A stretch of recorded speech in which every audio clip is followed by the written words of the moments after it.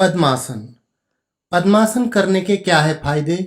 पद्मासन करते वक्त कौन सी सावधानी रखनी है और कौन सी अवस्था में कौन सी बीमारी में पद्मासन नहीं करना चाहिए? पद्म शब्द जो है वह संस्कृत का शब्द है जिसका अर्थ होता है कमल। पैरों तथा हाथों की आकृति कमल की पंखुड़ियों की तरह बन जाती है और यह आसन लगाने के बाद कमल की तरह दिखता है, इसलिए इसको पद्मासन कहा जाता है। जो लोग पद्मासन डायरेक्टली नहीं लगा पाते, अभ्यास में नए हैं, वह लोग शुरू में बटरफ्लाई का अभ्यास करें, उसके बाद अर्ध पद्मासन का अभ्यास करें, या अर्ध पद्मासन भी नहीं लगता है तो चौकड़ी मारकर बैठ जाइए, यानी कि सुखासन का अभ्यास कीजिए। उसके बाद अर्ध पद्मासन और बाद में पद्मासन का अभ्यास करना चाहिए। यह ध्यानात्मक आसन है।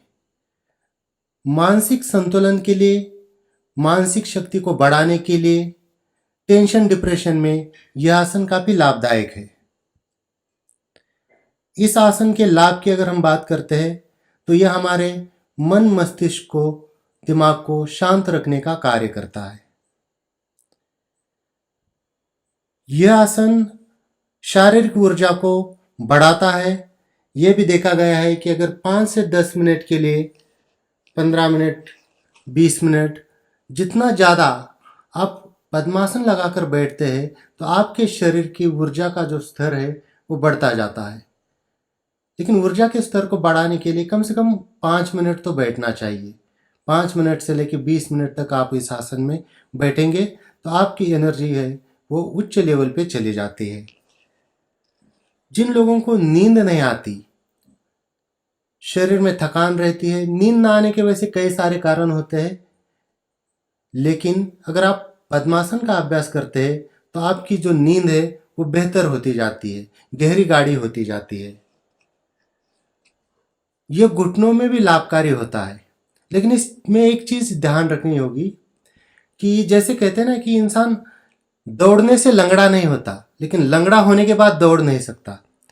बिल्कुल उसी तरह से अगर आपके घुटने में पहले से प्रॉब्लम आ गई है या प्रॉब्लम चल रही है, उस वक्त आप पद्मासन नहीं कर सकते।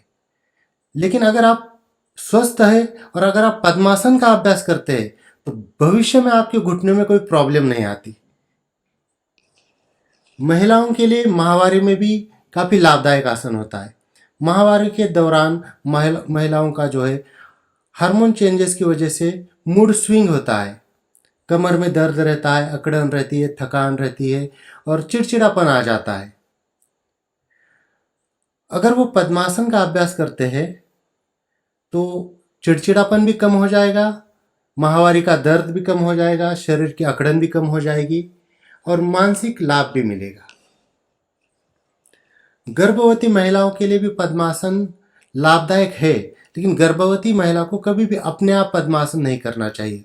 कुछ कंडीशन में पद्मासन नुकसानदायक हो जाता है। तो गर्भवती अगर महिला है तो वह किसी अच्छे गुरु के सानिध्य में ही पद्मासन का अभ्यास करे या ना करे। इसके अलावा यह हमारी पाचन क्षमता को भी बढ़ाता है, कब्ज को दूर करने में भी लाभदायक होता है। पद्मासन करने से शरीर में एक ऊर्जा आके जो हमारी ओरा है वो भी बेहतर होने लगती है।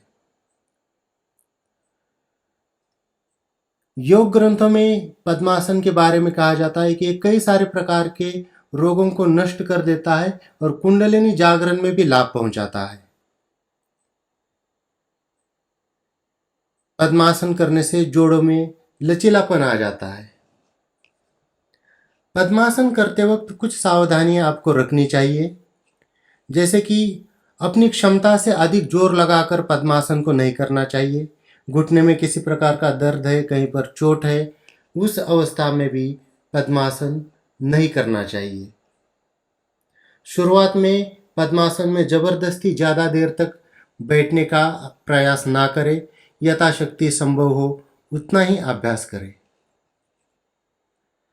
तो ये थी कुछ जानकारी पद्मासन के बारे में। इसी प्रकार से और जानकारी के लिए हमारे चैनल को सब्सक्राइब कीजिए, इस वीडियो को लाइक कीजिए, अपने दोस्तों के साथ शेयर कीजिए। स्वस्थ रहिए, मस्त रहिए। धन्यवाद।